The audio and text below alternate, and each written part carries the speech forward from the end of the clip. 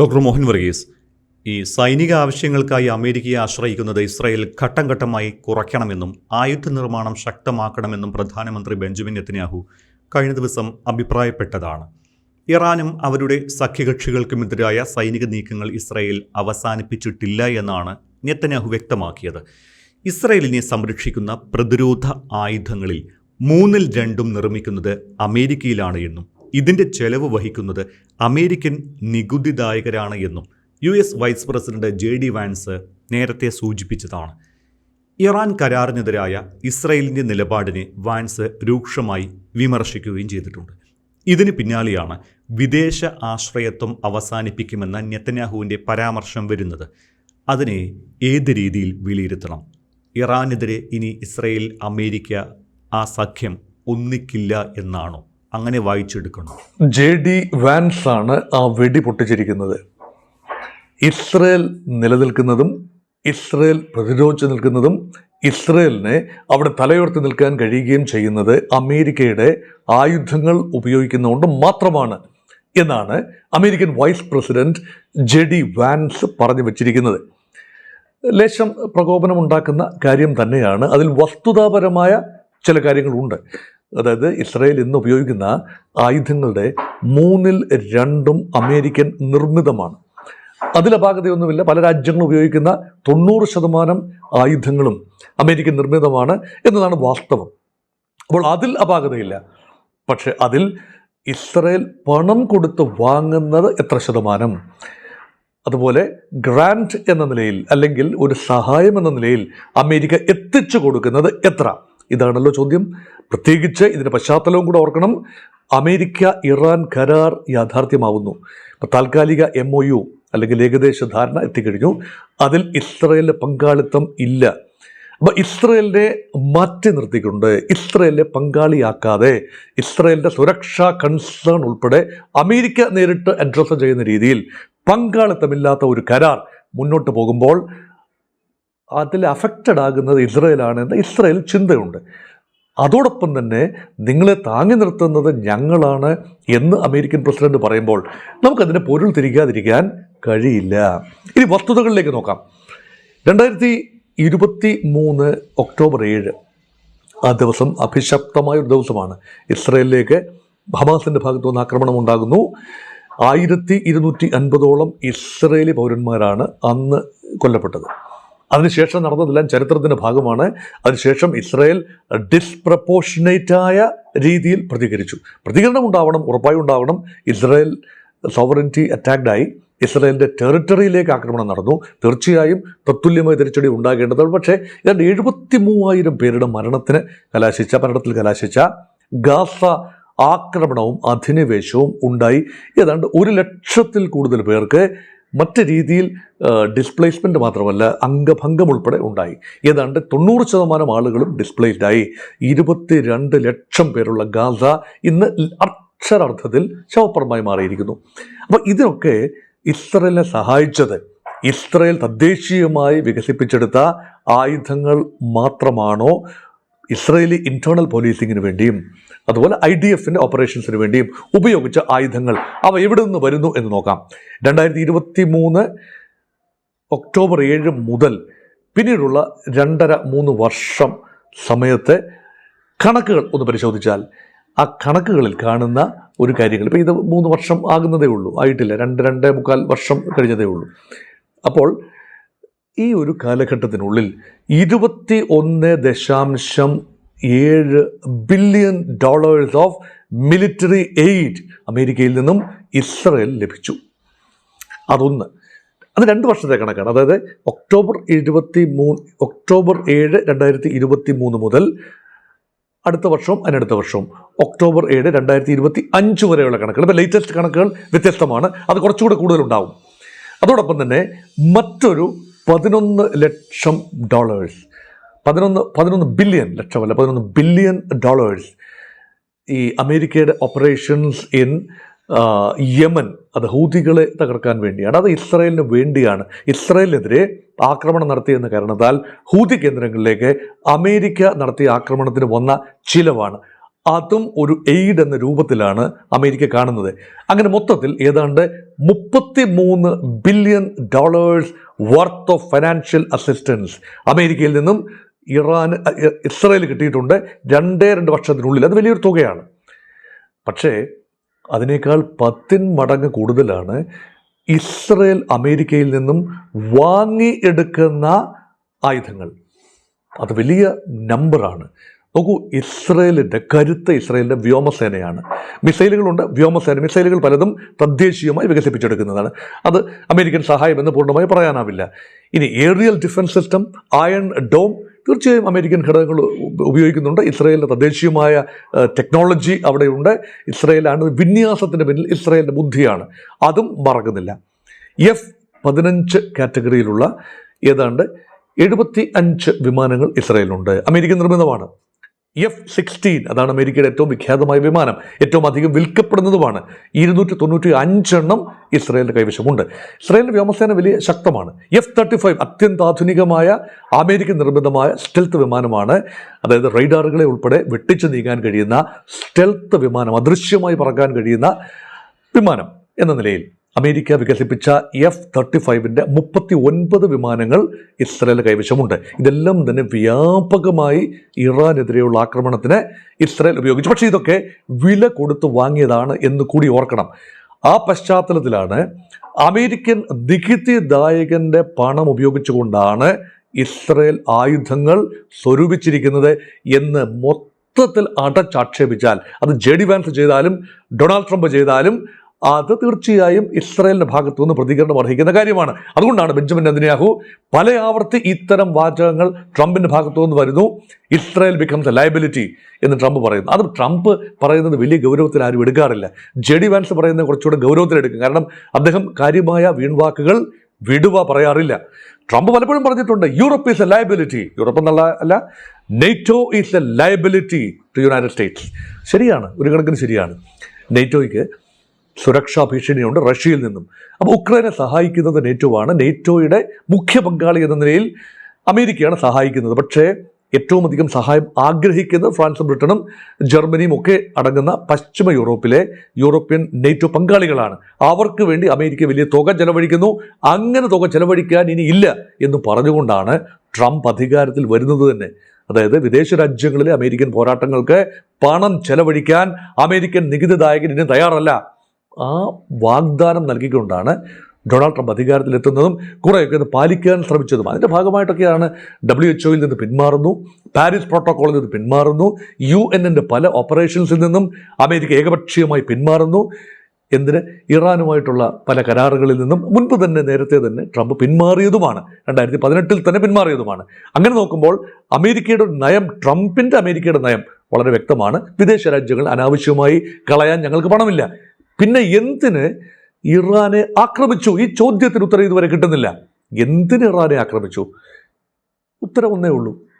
അമേരിക്കയുടെ security പെർസെപ്ഷൻസിൽ Iran വലിയ പങ്കാളിയൊന്നുമല്ല, വലിയ ഫാക്ടറല്ല. പക്ഷേ ഇസ്രയേലിൻ്റെ സെക്യൂരിറ്റി പാരഡൈംസിൽ, സുരക്ഷാ പെർസ്പെക്റ്റീവിൽ ഇറാൻ വലിയ ഒരു ഫാക്ടറാണ്. അതുകൊണ്ട് ഇസ്രയേലിന് വേണ്ടി അമേരിക്ക രംഗത്തിറങ്ങി എന്ന് വിശ്വസിക്കാനാണ് മഹാഭൂരിപക്ഷം പേരും തയ്യാറാകുന്നത്. ഞാനും അങ്ങനെ വിശ്വസിക്കുന്ന ഒരാളാണ്. അങ്ങനെയെങ്കിൽ ഈ പറയുന്നതെല്ലാം ചേർത്ത് വായിക്കാനൊക്കുമോ? ഡൊണാൾഡ് ട്രംപ് പറയുന്നതും JD വാൻസ് പറയുന്നതും ഇസ്രയേൽ ഒരു ബാധ്യതയാകുന്നു. ഇസ്രയേലിന് തങ്ങൾ കൊടുക്കുന്ന പണം തങ്ങളുടെ നികുതിദായകൻ്റെ പണമാണ്, ഞങ്ങൾ ഉത്തരം പറയണം എന്ന് പറയുമ്പോൾ ഏറെ പുരികങ്ങളാണ് ഉയരുന്നത്. മാത്രമല്ല, ഇതൊക്കെ കൊണ്ടാവണം അമേരിക്കൻ പ്രസിഡന്റിന് യുദ്ധം പ്രഖ്യാപിക്കാനും യുദ്ധം കൊണ്ടുപോകാനുമുള്ള സ്പെഷ്യൽ പവേഴ്സ് ആക്ട്, വാർ പവേഴ്സ് ആക്ട്, യുദ്ധസമയത്ത് പ്രസിഡന്റിന് ഉള്ള വിശേഷ അധികാരങ്ങൾ സംബന്ധിച്ച ഒരു നിയമം. ആ നിയമം പാലിക്കുന്നത് നിർത്തിവെച്ചിരിക്കുകയാണ്, തടഞ്ഞിരിക്കുകയാണ്. അമേരിക്കൻ പ്രസിഡന്റിന് ഇനി മുന്നോട്ട് പോകാനാവില്ല എന്ന് കഴിഞ്ഞ മാസം ഹൗസ് ഓഫ് റെപ്രസെൻറ്റേറ്റീവ്സ്, അമേരിക്കയുടെ പാർലമെന്റായ കോൺഗ്രസിൻ്റെ അധോമണ്ഡലം തീരുമാനിച്ചു. ഇപ്പോഴിതാ ട്രംപിൻ്റെ റിപ്പബ്ലിക്കൻ പാർട്ടിക്ക് ലേശം ഭൂരിപക്ഷവും മേൽക്കൈയുമുള്ള 100 അംഗ സെനറ്റിൽ 50 വോട്ടുകൾ ഈ പ്രമേയത്തിന് അനുകൂലമായും 48 വോട്ടുകൾ പ്രമേയത്തിനെതിരായും കിട്ടുകയാണ്. അതുകൊണ്ട് ട്രംപിൻ്റെ റിപ്പബ്ലിക്കൻ പാർട്ടിയിലെ 4 സെനറ്റേഴ്സ് കൂറുമാറി ഡെമോക്രാറ്റിക് പക്ഷത്ത് ചേർന്ന് വോട്ടെടുപ്പ് നടത്തി. അങ്ങനെ ട്രംപിന് ഇനി യുദ്ധം മുന്നോട്ട് കൊണ്ടുപോകാനാവില്ല എന്ന് അമേരിക്കൻ കോൺഗ്രസ് തീരുമാനിച്ചിരിക്കുകയാണ്. ഹൗസും തീരുമാനിച്ചു, സെനറ്റും തീരുമാനിച്ചു. അപ്പോൾ അമേരിക്കൻ പ്രസിഡന്റിന് ആ രീതിയിൽ ഒരു ലിവറേജ് ഉണ്ടാവില്ല നിയമപരമായി. എങ്കിലും കുറേയൊക്കെ മുന്നോട്ട് പോകാൻ സാധിക്കും. ഇപ്പം സമാധാന പ്രക്രിയയിലാണല്ലോ, അതവിടെ നിൽക്കട്ടെ. ഇനി ഇസ്രയേലിൻ്റെ വിഷയത്തിലേക്ക് തിരിച്ചു വരുന്നു. ഇസ്രയേലിൻ്റെ വിഷയത്തിൽ അമേരിക്കയ്ക്ക് ഏതാണ്ട് കൈ പൊള്ളിയ മട്ടാണ്. അതുകൊണ്ട് തലയൂരാൻ ശ്രമിക്കുകയാണ്. ഇസ്രയേലിനെ വഴി പറഞ്ഞുകൊണ്ട് ഇസ്രയേലാണ് ഇതിന് ഉത്തരവാദി, ഇനി തങ്ങൾക്ക് നൽകാൻ പണമില്ല എന്ന് അമേരിക്ക പറയുമ്പോൾ ബദലുകൾ ആലോചിക്കാൻ ഇസ്രയേലും തയ്യാറാവുമല്ലോ. അതിൻ്റെ ഭാഗമായിട്ടാണ് ബെഞ്ചമിൻ നെതന്യാഹു ഇപ്പോൾ അണയാൻ പോകുന്നതിന് മുൻപുള്ള ആളിക്കത്തൽ എന്ന നിലയിൽ പലരും വിവക്ഷിക്കുകയാണ് ബെഞ്ചമിൻ നെതന്യാഹുവിൻ്റെ പ്രസ്താവനകളെ. കാരണം ഇസ്രയേൽ ഉദ്ദേശിച്ച രീതിയിൽ ഇറാനെ മെരുക്കിയെടുക്കാൻ കഴിഞ്ഞിട്ടില്ല. ഇസ്രയേൽ ഉദ്ദേശിച്ച 2 കാര്യങ്ങളുണ്ട്. അത് അമേരിക്കയെ ഉദ്ദേശിച്ചതാണ് ഒരു പരിധിവരെ. അതിലൊന്നാമത്തെ കാര്യം റെജീം ചേഞ്ചാണ്. നടന്നിട്ടില്ല. ഇസ്രയേൽ പറയുന്നു ഭാഗികമായി നടന്നു, അയത്തുള്ള അലി ഖൊമേനി വധിക്കപ്പെട്ടു. പക്ഷേ ഭാഗികമായി നടന്നു എന്ന് പറയുമ്പോഴും അയത്തുള്ള അലി ഖൊമേനിയേക്കാൾ കർക്കശക്കാരനായിട്ടാണ് അദ്ദേഹത്തിൻ്റെ പിൻഗാമി, അദ്ദേഹത്തിൻ്റെ പുത്രൻ അയത്തുള്ള മുജ്തബ ഖൊമേനി അറിയപ്പെടുന്നത്. ആ രീതിയിൽ കർശനമായ നിലപാടുകൾ തന്നെയാണ് ഇറാൻ ഇപ്പോൾ സ്വീകരിച്ചിട്ടുള്ളതും യുദ്ധസമയത്തും അങ്ങനെ തന്നെയാണ്. അപ്പോൾ ആ ഒരു ഉദ്ദേശം, റെജീം ചേഞ്ച്, ഭരണമാറ്റം ആ രീതിയിൽ ഉണ്ടായിട്ടില്ല. ഇപ്പോഴും റവല്യൂഷണറി ഗാർഡ്സ് നയിക്കുന്ന ഒരു ക്രമമാണ് ഇറാൻ. അപ്പോൾ ആ ഉദ്ദേശം നടന്നില്ല. രണ്ടാമത്തെ ഉദ്ദേശം എന്താണ്? ഏറ്റവും പ്രധാനപ്പെട്ട ഉദ്ദേശം, അതാണ് സുരക്ഷയുമായി ബന്ധപ്പെട്ട ഉദ്ദേശം. ഇറാന്റെ മിലിറ്ററി കേപ്പബിലിറ്റീസ്, പ്രത്യേകിച്ച് ആണവ capabilities and missile capabilities completely തകർക്കുക. എന്നിട്ട് നടന്നോ? മിസൈലുകൾ അവസാന നിമിഷവും ഇറാൻ നിരന്തരം ഇസ്രായേലിന് നേരെയും മറ്റു രാജ്യങ്ങൾക്ക് നേരെയും പായിക്കും നമ്മൾ കണ്ടു. ഗൾഫ് രാജ്യങ്ങൾക്കല്ലേ 9-ൽ പരം രാജ്യങ്ങളെയാണ് ഈ യുദ്ധത്തിൽ, ഒരു 3 മാസത്തിൽ പരം നീണ്ടുനിന്ന യുദ്ധകാലത്ത് ഇറാൻ ആക്രമിച്ചത് എന്ന് ഓർക്കണം. അതിനൊക്കെയുള്ള മിസൈൽ ശേഖരം ഉണ്ടായിരുന്നല്ലോ. ഇറാന് വിഖ്യാതമായ മിസൈൽ സിറ്റികൾ പൂർണ്ണമായി അങ്ങ് തകർത്ത് കളയും എന്ന് പറഞ്ഞത് വീൺവാക്കായി മാറിയിരിക്കുന്നു. അപ്പോൾ അത് നടന്നിട്ടില്ല, പൂർണ്ണമായി നടന്നിട്ടില്ല എന്ന് നിസ്സംശയം പറയാം. അതുപോലെ തന്നെ ആണവ വിഷയം, ആണവ നിലയങ്ങൾ ആക്രമിച്ചു. അമേരിക്കയോട് ചേർന്ന് നിന്നുകൊണ്ട് ഇസ്രായേൽ ആക്രമിച്ചു എന്ന് പറയുന്നതാണ് ശരി. ഇസ്രായേലിൻ്റെ ആയിരുന്നല്ലോ 2025 യുദ്ധം. അവസാന നിമിഷം ജൂൺ 2025 അമേരിക്ക കൂടി ഇസ്ഫഹാനിലും നഥാൻസിലും ഫർദോയിലും എല്ലാം ഉള്ള ഇറാനിയൻ ആണവ നിലയങ്ങൾക്ക് നേരെ വലിയ രീതിയിലുള്ള ബോംബാക്രമണം നടത്തി. പക്ഷേ ഇപ്പോഴും ഇറാൻ സർവൈവ്സ്. ആണവ ചർച്ച പൂർണ്ണമായി ഒരു ഇസ്രയേലിന് കൂടി സുരക്ഷ നൽകുന്ന രീതിയിൽ എത്തിച്ചേരുമായിരിക്കാം ഒരുപക്ഷെ. അതിന് വരാൻ പോകുന്ന കാര്യമാണ്. ആണവ ചർച്ച തുടങ്ങിയിട്ടേ ഇല്ല. ഇപ്പോൾ ഹോർമൂസ് തുറക്കുന്നതൊക്കെ സംബന്ധിച്ച ചർച്ചകളാണ് ജനീവയിൽ അവസാനിച്ച 1ാം റൗണ്ട് ചർച്ച. ധാരണാപത്രത്തിൻ്റെ 14 ധാരണാപത്രത്തിൻ്റെ അടിസ്ഥാനത്തിൽ മുന്നോട്ട് നീങ്ങുന്ന ചർച്ച കേവലം ഹോർമൂസിനെ ചുറ്റിപ്പറ്റിയും നഷ്ടപരിഹാരം ഇറാന് നൽകുന്നതിനെ ചുറ്റിപ്പറ്റിയും ഇറാന്റെ മരവിപ്പിക്കപ്പെട്ട ആസ്തികൾ വിട്ടു നൽകുന്നതിനെക്കുറിച്ചും ഇസ്രയേലിൻ്റെ ആക്രമണം ലെബനനിൽ പരിമിതപ്പെടുത്തുന്നതിനെ അവസാനിപ്പിക്കുന്നതിനെ കുറിച്ചുമൊക്കെയുള്ള ചർച്ചകളാണ് നടന്നത്. അതൊന്നും തന്നെ ഇസ്രയേലിന് അനുകൂലമായ രീതിയിലല്ല മുന്നോട്ട് പോകുന്നത്. അത് മാത്രമല്ല, ഇസ്രയേലിന് വേണ്ടി അമേരിക്കയാണ് ഉറപ്പ് നൽകുന്നത്. ഞാൻ നോക്കിക്കൊള്ളാമെന്നാണ് ട്രംപ് പറയുന്നത്. ഇസ്രയേൽ ഇനി ലെബനനെ ആക്രമിക്കില്ല. അതേസമയം ഇസ്രായേൽ ലെബനനുമായി സമാന്തരമായ ഒരു കരാറിൽ ഏർപ്പെടുന്നു, ലെബനീസ് ഗവൺമെൻറ്റുമായി, ഹിസ്ബുള്ളയുമായിട്ടല്ല ഗവൺമെൻറ്റുമായി. പക്ഷേ ലെബനീസ് ഗവൺമെൻറ്റിന് ഹിസ്ബുള്ളയെ പൂർണ്ണമായി നിയന്ത്രിക്കാനും ആവില്ല എന്നതാണ് വാസ്തവം. അതുകൊണ്ട് ഇസ്രായേൽ ചെകുത്താനും ചെങ്കടലിനും ഇടയിൽപ്പെട്ട അവസ്ഥയിൽ എത്തി നിൽക്കുന്നു. ആ പശ്ചാത്തലത്തിലാണ് നെതന്യാഹു ഇപ്പോൾ രാഷ്ട്രവ്യാപകമായ ഒരു ആഹ്വാനം നൽകിയിരിക്കുകയാണ്. We have to regroup, we have to get organised, we have to be completely independent of America when it comes to arms production and procurement. ആയുധങ്ങൾ ഉണ്ടാക്കുന്ന കാര്യത്തിൽ തങ്ങൾ ഇനി അമേരിക്കയെ നമ്പിയിട്ട് കാര്യമില്ല. ആശ്രയിക്കാൻ കുറേയൊക്കെ അവർ തരുന്നിടത്തോളം തരും. പക്ഷേ ഇൻഡിജിനസായി ഇസ്രയേലിൽ തന്നെ ഉത്പാദിപ്പിക്കേണ്ടി വരും. ഇനി അതൊരു ലോജിക്കാണ്. ഇതിൻ്റെ പശ്ചാത്തലം കൂടെ ഒന്നുകൂടി ഒന്ന് പരിശോധിച്ചാൽ, അവസാനിപ്പിക്കുന്നതിന് മുൻപ് പരിശോധിച്ചാൽ, അമേരിക്കയെ നിർണായക സമയത്തെ താങ്ങി നിർത്തിയത് ഇസ്രയേലി ബ്രെയിനാണ്. ആയുധങ്ങൾ ഉൾപ്പെടെ ഉണ്ടാക്കാനുള്ള, ആണവായുധങ്ങൾ ഉൾപ്പെടെ അമേരിക്ക സൃഷ്ടിച്ചെടുത്തത് ജൂയിഷ് ബ്രെയിൻ. അത് ഇസ്രയേൽ എന്ന് പറയുന്നത് ശരിയല്ല, ഒരു ഗ്രേറ്റർ ലാർജർ സയനിസ്റ്റ് ചിന്തയുടെ കൂടി, അത് മാത്രമല്ല അതിൻ്റെ കൂടി പരിണത ഫലമായിരുന്നു ജപ്പാനെ തകർത്ത അമേരിക്കയുടെ ഈ ഫാറ്റ് മാൻ ലിറ്റിൽ ബോയ് ഈ ബോംബുകൾ. അപ്പം ആ ഒരു രീതിയിൽ അമേരിക്കയ്ക്ക് ആണവമായി ലോകത്തെ കിടുകിട വിറപ്പിക്കാൻ സാധിച്ചത് ജൂയിഷ് ബ്രെയിൻ കൂടി ആണ് എന്നോർക്കണം. അത് ജൂതൻ്റെ നിലനിൽപ്പിന് വേണ്ടി ചെയ്തതാണ്. മാത്രമല്ല അമേരിക്കയുടെ ഓർഡിനൻസ് മേക്കിംഗ് ഇൻഡസ്ട്രിയുടെ നല്ലൊരു പങ്കും ഇസ്രയേലി താല്പര്യമുള്ള യൂണിറ്റുകളാണ് കൈകാര്യം ചെയ്യുന്നത്. അമേരിക്കയുടെ ഈ trade and commerce establishment, financial establishments, അമേരിക്കയുടെ ധനകാര്യ സ്ഥാപനങ്ങൾ, അതിനൊക്കെ മേൽ അദൃശ്യമായ ഒരു നിയന്ത്രണം ജൂത ലോബിക്കുണ്ട്. ജൂതന്മാർ പണമിറക്കിയിട്ടുണ്ട്. അപ്പോൾ അമേരിക്കയുടെ ഡിസിഷൻ മേക്കിംഗ് അപ്പാരറ്റസ് സംവിധാനം നിയന്ത്രിക്കുന്നത് ഒരു പരിധിവരെ ജൂത ആളുകളാണ്. അതുകൊണ്ട് ഇസ്രയേലിനെ നമ്മളിങ്ങനെ കാണും. ഇസ്രയേലിനെ ജൂതരാഷ്ട്രം, മധ്യപൂർവ്യ പ്രദേശത്തെ ഒരു ചെറിയ ജൂതരാഷ്ട്രം, 1 കോടി ജനങ്ങളുള്ള രാജ്യം എന്ന നിലയിലാണോ കാണുന്നത്? അതോ ജൂതന്മാർ ലോകത്താകമാനം വ്യാപിച്ചിരിക്കുന്നു, വലിയൊരു പങ്ക് അമേരിക്കയിലാണ്. ഇസ്രയേലുള്ള അത്രത്തോളം ജൂതന്മാർ അമേരിക്കയിലുണ്ട്. എണ്ണത്തിൽ അമേരിക്കയുടെ മൊത്തം ജനസംഖ്യ 36 കോടിയാണ്. അതിൽ ഒരു ചെറിയ ഭാഗം മാത്രമേ ഉള്ളൂ. എങ്കിൽ പോലും അവർ നിർണായകമായ സ്വാധീന പ്രേരക ശക്തി ആണ്. ഇതെല്ലാം പരിഗണിക്കുമ്പോൾ ഇസ്രയേലിനെ ഒറ്റയ്ക്ക് അധികം നിലനിൽക്കാനാവില്ല. ഒറ്റയ്ക്ക് നിൽക്കണം, ഒറ്റയ്ക്ക് ആയുധങ്ങൾ നിർമ്മിക്കണം, പരമാവധി അമേരിക്കൻ എക്സ്പോഷർ, അമേരിക്കൻ ആയുധങ്ങളെ ആശ്രയിച്ച് മുന്നോട്ട് പോകുന്നത് കുറയ്ക്കണം എന്ന് പറയുന്നത് ഒക്കെയാണ്.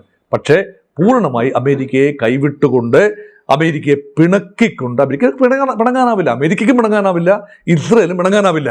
പൂർണ്ണമായി അമേരിക്കയെ ഒഴിവാക്കിക്കൊണ്ട് ഇസ്രയേലിന് മുന്നോട്ട് പോകാനാവില്ല.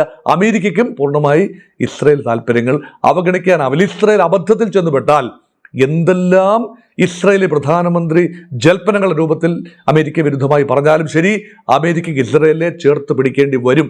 ഇത് അറബ് രാജ്യങ്ങൾക്കും അറിയാം, ഇറാനും അറിയാം, സാധാരണ ഇതെല്ലാം കാണുന്ന ആളുകൾക്കും ഇതൊക്കെ അറിയാം. പിന്നെ എന്തിന് ഈ ഒരു വിവാദം എന്ന് ചോദിച്ചാൽ, ഓരോ രാജ്യവും, ഇസ്രയേൽ ഉൾപ്പെടെയുള്ള ഓരോ രാജ്യവും തങ്ങളുടെ സുരക്ഷയ്ക്ക് വലിയ പ്രാധാന്യം നൽകുന്നു. ചെറിയ രാജ്യമാണ് ഇസ്രയേൽ. ഇറാനുമായി കമ്പയർ ചെയ്യുമ്പോൾ ഇറാൻ്റെ 100-1 വലിപ്പമേ ഉള്ളൂ. ചെറിയ രാജ്യമാണ്, ചെറിയ ജനസംഖ്യയാണ്. പക്ഷേ നിലനിൽക്കണമെങ്കിൽ തദ്ദേശീയമായി ആയുധങ്ങൾ ഉണ്ടാവണം, സ്വയം പര്യാപ്തത വേണം. ഇപ്പോൾ നിലവിൽ സ്വയം പര്യാപ്തത ഇല്ല. ടെക്നോളജി ഉണ്ട്, അതനുസരിച്ചുള്ള പ്രൊഡക്ഷൻ കൂടെ നടക്കണമല്ലോ. അപ്പോൾ അമേരിക്കയുടെ സഹായം ഘട്ടം ഘട്ടമായി കുറച്ചുകൊണ്ടുവന്ന് വേണ്ടി വന്നാൽ അമേരിക്കയ്ക്ക് അതീതമായി സ്വതന്ത്രമായി ഇറാനുമായി ഡീൽ ചെയ്യാൻ, മിലിറ്ററിസ്റ്റിക്കായി ഡീൽ ചെയ്യേണ്ടി വന്നാൽ അങ്ങനെ ഡീൽ ചെയ്യാനുള്ള കേപ്പബിലിറ്റി ഉണ്ടാക്കണം എന്ന ചിന്തയിലാണ് ഇസ്രയേൽ ഇപ്പോൾ മുന്നോട്ട് പോകുന്നത്. ഇനി ഒരു അടിക്കുറപ്പ് കൂടി, ഇതെല്ലാം തന്നെ നെതന്യാഹുവിൻ്റെ ഒരു നമ്പർ കൂടി അല്ലേ എന്ന് ചിന്തിക്കുന്നവരുമുണ്ട്. കാരണം തീവ്ര ദേശീയത, ഇസ്രയേലി ദേശീയത, സയനിസ്റ്റ്, ജൂത, ഹീബ്രു ദേശീയത വലിയ രീതിയിൽ ആളിക്കത്തിക്കാൻ, തങ്ങൾ സ്വയം പര്യാപ്തമാണ്, തങ്ങൾ ആരുടെയും അടിമകളല്ല, അമേരിക്കൻ വൈസ് പ്രസിഡന്റിന് അങ്ങനെ ചില പ്രസ്താവനകൾ നടത്തി തങ്ങളെ അപമാനിക്കുന്നത് ശരിയല്ല എന്ന ഒരു ചിന്ത തീവ്രദേശീയതയാണ്. എപ്പോഴും തീവ്രദേശീയതയാണ് ഒരു അധികാരത്തിൽ ഒരു ആളെ തുടരാൻ അനുവദിക്കുന്നത്. പലപ്പോഴും തീവ്രദേശീയതയാണ്. പക്ഷേ ഹിറ്റ്ലറും മുസോളിനിയും ഒക്കെ തന്നെ തീവ്രദേശീയത ആവോളം രാഷ്ട്രീയമായി പയറ്റിയവരാണെന്ന് ഓർക്കണം. അവർക്ക് സംഭവിച്ചത് ചരിത്രത്തിൻ്റെ താളുകളിൽ എഴുതി വെച്ചിട്ടുമാണ്. നെതന്യാഹുവിനും അതുപോലെ ഒരു പതനമാണോ നെതന്യാഹുവിനെ ഇനി വരാൻ പോകുന്ന തെരഞ്ഞെടുപ്പിൽ കാത്തിരിക്കുന്നത് എന്നറിയില്ല. അതിനു മുമ്പ് ഇസ്രയേലിലെ ജൂതവികാരം ഏറെ ആളിക്കത്തിക്കാൻ, ദേശീയത ഏറെ ആളിക്കത്തിച്ച് നിർത്താൻ, ഇങ്ങനെ സ്വതന്ത്രമാകും, ആയുധപരമായി സ്വതന്ത്രമാകും എന്ന തീരുമാനം, അതിൻ്റെ കൂടി എന്നൊരു ചിന്ത, അതിനൊരു ആഹ്വാനം, ഒരു ക്ലാരിയൻ കോൾ, അതിൻ്റെ കൂടെ അടിസ്ഥാനത്തിൽ ആണ് നടത്തിയിരിക്കുന്നത് എന്ന് നിസ്സംശയം പറയാം. ഓക്കെ, എന്തായാലും ഇസ്രായേൽ ഇപ്പോൾ ശരിക്കും ഒരു ചെകുത്താനും ചെങ്കടലിനും നടുവിലാണ്. അമേരിക്കയെ ഇനി നമ്പിയിട്ട് കാര്യമില്ല എന്ന് അവർക്ക് മനസ്സിലായിട്ടുണ്ട്. പക്ഷേ പൂർണ്ണമായി അമേരിക്കയെ കൈവിട്ടുകൊണ്ട് ഒറ്റയ്ക്ക് അധികകാലം ഇസ്രായേലിന് നിൽക്കാൻ കഴിയില്ല എന്നത് ഒരു വസ്തുതയുമാണ്. അമേരിക്കയ്ക്കും ഇസ്രായേലിനെ കൈവിടാൻ സാധിക്കുകയുമില്ല. എന്തായാലും ഇവിടെ എന്ത് സംഭവിക്കും എന്നതൊക്കെ നോക്കിക്കാണേണ്ട വിഷയം തന്നെയാണ്. നന്ദി.